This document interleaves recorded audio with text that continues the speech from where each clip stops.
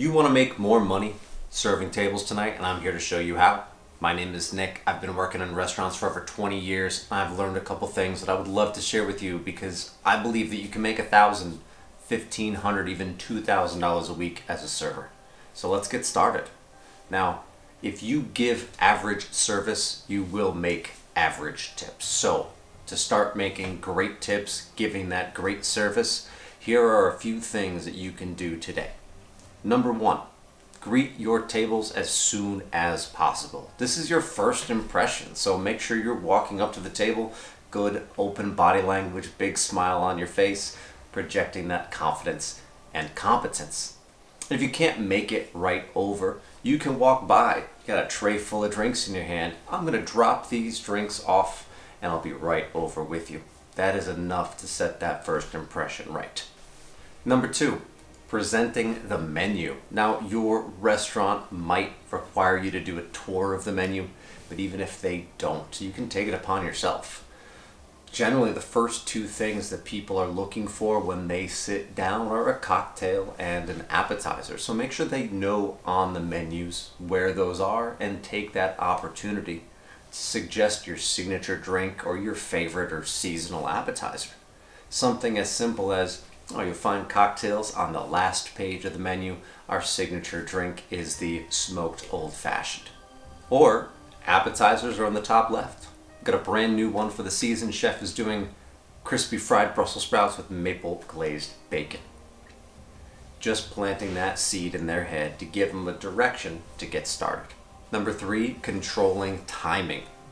Now you want to keep your section moving, and that's to make more in sales, but also to make sure that your guests are able to get to where they need to go. If they have a show, a movie, a sporting event, a concert to head to afterwards, that we're getting them out in time.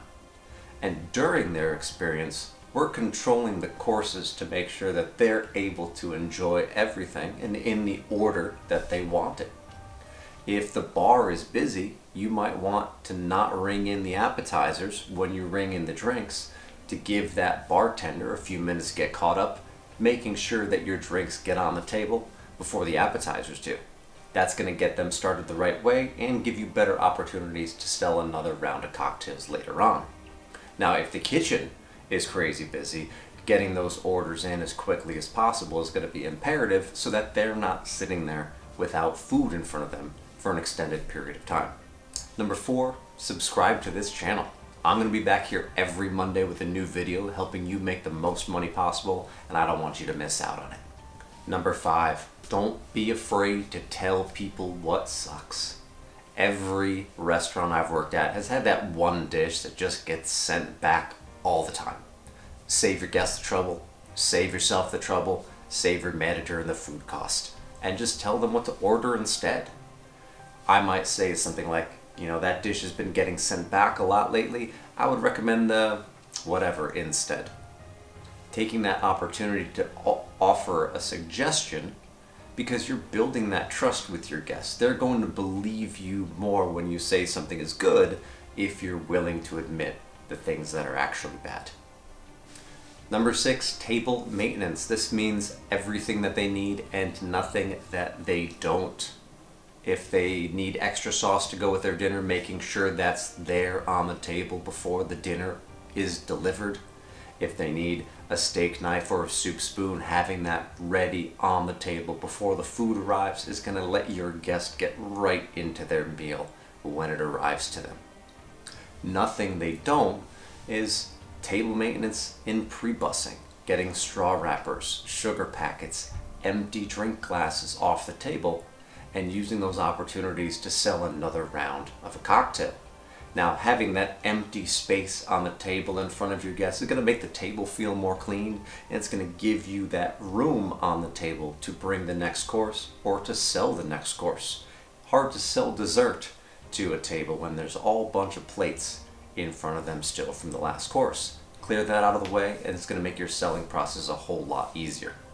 Number seven, turn your tables. Don't hold them hostage right at the end. I see a lot of servers, when they get busy, kind of deprioritize those tables that are almost done with their dining experience. But this is the time to actually get them out so that you can get that next table started. This means bringing the check as soon as they're ready for it, processing the payment quickly, and picking up the tab before they leave the table.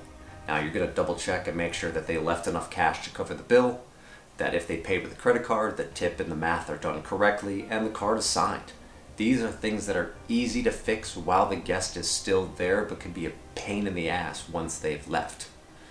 Also, picking up that check at the end is going to give you one last opportunity to thank them for coming in tonight and to invite them back next time. Just saying, hey, thanks so much for coming tonight.